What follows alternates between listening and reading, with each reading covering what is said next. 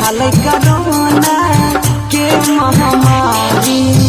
छियो न भैया कठोर दे जल्दी से गाड़ी धके आबा हमर भैया जल्दी से गाड़ी धके आबा हमर भैया छियै पवन त्योहार भाई बहन के प्यार राखी बांधबा हो मोर भैया पैसे के गाड़ी धके अइयो